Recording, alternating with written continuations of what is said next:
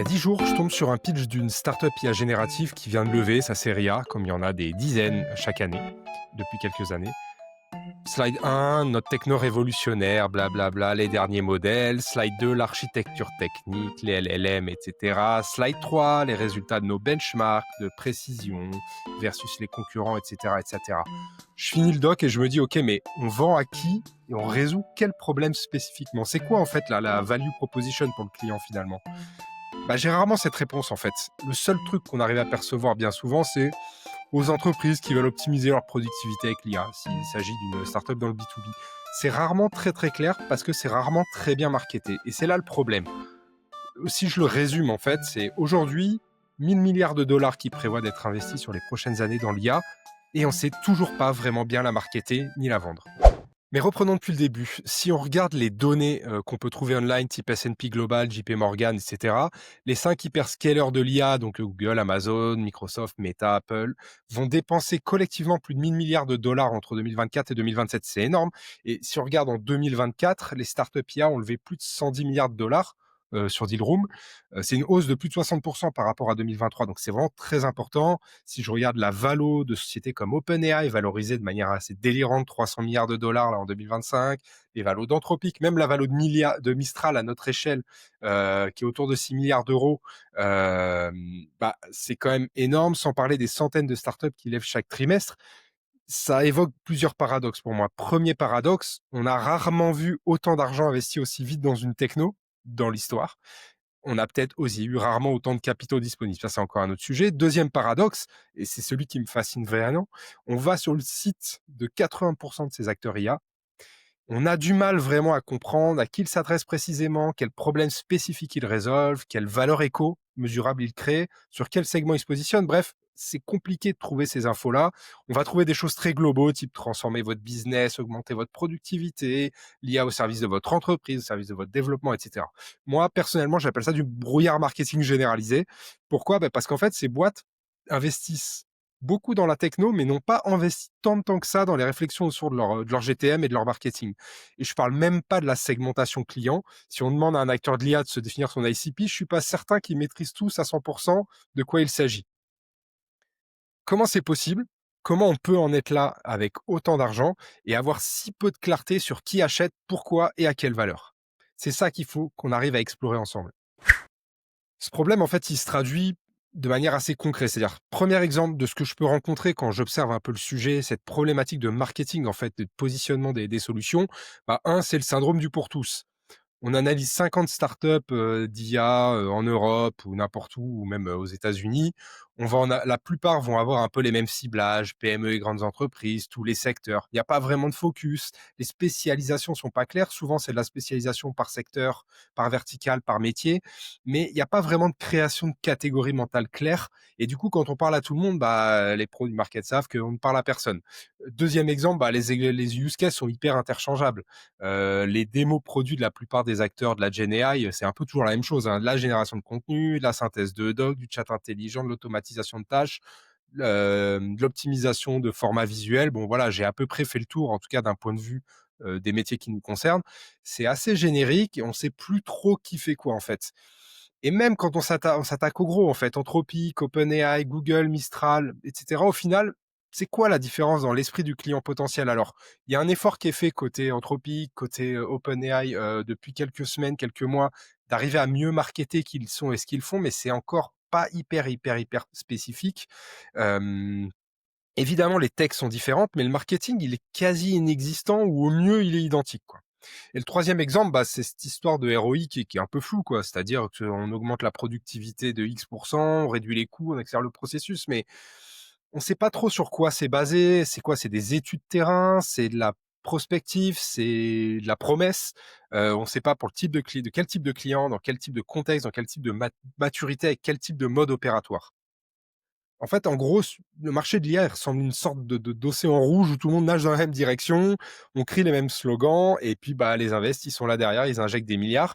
Et c'est ce qu'on voit d'ailleurs dans les analyses de type JP Morgan Co. Ils posent vraiment cette question en se disant, mais où va l'argent qui est investi par ces investisseurs finalement? Alors comment on en est arrivé là? En fait, l'IA, elle a été construite par des ingés, pour des ingés plus ou moins. C'est en tout cas ce qui s'est passé dans les premières années des LLM et avant l'explosion de l'IA générative.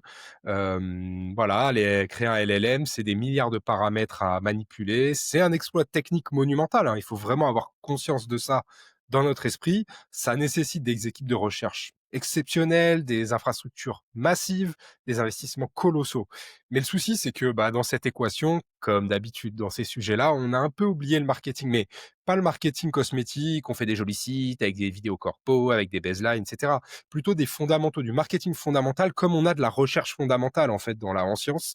C'est la segmentation, à qui je m'adresse précisément, quel type de problématique, quelle place unique j'occupe dans l'esprit du client en termes de positionnement, c'est quoi ma proposition de valeur, qu'est-ce que je résous mieux que n'importe qui, c'est quoi mon pricing power en fait, sur quelle valeur perçue je construis mon prix. Tout ça, franchement, c'est très flou, ce qui fait qu'en fait, les outils aujourd'hui, si je prends les plus gros du marché, mais c'est pareil chez les plus petites, sont relativement interchangeables. Et donc, on se retrouve avec une course techno exceptionnelle, vraiment. Et d'ailleurs, on voit là, alors de plus en plus, chaque trimestre, les compétitions entre les modèles. Là, on a Google qui vient de sortir le nouveau Gemini. Alors, tout le monde est en train de faire, waouh, c'est incroyable. Avant, c'était Anthropic. Avant, c'était GPT, etc., etc., etc. Il y a eu Mistral. Mais en fait, finalement, ça patine plus ou moins sur la dernière ligne droite, à savoir celle de la vraie création de valeur client tangible, différenciée, avec un produit, bundle ou unbundle, et avec un discours clair et un positionnement explicite, en fait, finalement. Et ce point-là, en fait, ça devient assez problématique. Là, on rentre dans le sujet où c'est problématique, parce qu'on regarde l'investissement en capitaux, et de cette problématique-là, il y a quelque chose qui ne matche pas. Un marché sans différenciation marketing clair, c'est un marché qui connaît ce qu'on est en train de connaître aujourd'hui dans l'IA, à savoir une commoditisation, même avec la meilleure tech du monde. Alors, comment on sort de ce brouillard? Évidemment, je suis ni le boss d'OpenAI, ni le boss d'Anthropic, ni le boss de Gemini, ni le boss de aucune de ces boîtes-là. Mais ce que moi je ferais si j'étais au marketing de ces boîtes-là, première étape, faut choisir son terrain de jeu. Faut arrêter le flou, faut arrêter l'englobant, et même OpenAI, en fait, qui aujourd'hui est plutôt dans une stratégie de on adresse tous les use cases les plus larges possibles en traitant des partenariats et des trucs dans tous les sens. Ils sont dans la course au nombre de users et au nombre d'interactions et à l'ultra masse, et ça, il n'y a pas de sujet. Mais aujourd'hui, pour moi, l'enjeu, c'est de trouver un business model et donc de définir son terrain de jeu plus précisément. Alors, on n'est pas obligé de se dire qu'on choisisse qu'une verticale ou qu'un type de client ou qu'un type de problème, mais je pense qu'il faut choisir ses combats. Et notamment un combat qui est lié pas à une typologie de job, mais à une typologie problématique. C'est pas l'IA pour les RH, c'est l'IA pour réduire le temps de screening des CV de 80% pour les cabinets de recrutement. Ce genre de choses. Une société avec qui j'ai discuté il y a quelques jours qui propose ce genre de choses et qui permet là, pour coup, de la vraie création de valeur. C'est assez restrictif, mais c'est ça qui va créer quelque chose en profondeur. Et deuxièmement, il faut essayer de construire sa propre catégorie. C'est-à-dire que faut arrêter de se battre sur des catégories existantes qui sont très larges. Il faut arriver à créer de nouvelles catégories. Salesforce, ils ont créé leur catégorie Cloud CRM il y a quelques années maintenant, mais c'est ce qui a permis en fait de les positionner vraiment comme leader. C'était pas juste un CRM, c'est pas juste le meilleur CRM. Pour moi, l'IA qui va remporter ce combat-là, c'est l'IA qui dira pas on est mais un meilleur, on est le meilleur LLM, elle dira on est le premier modèle X qui fait Y, où on est une nouvelle catégorie que personne n'a encore nommée en fait.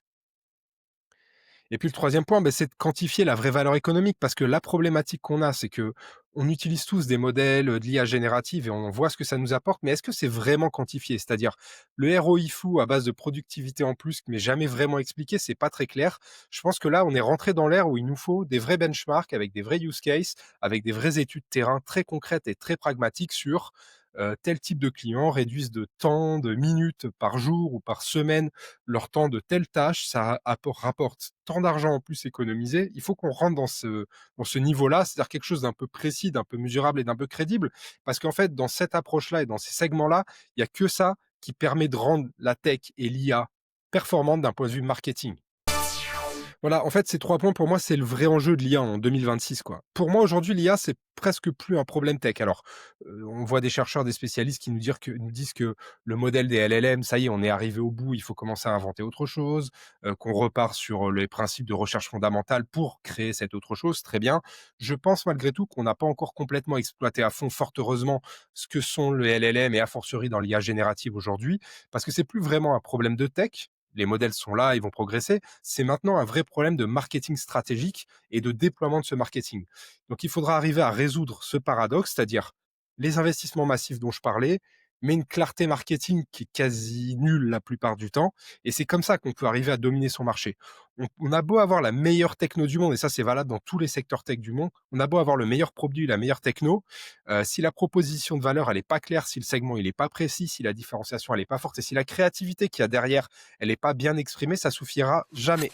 1000 milliards investis dans l'IA, mais personne ne sait vraiment bien la vendre. Bienvenue dans le plus grand ratage marketing de la décennie.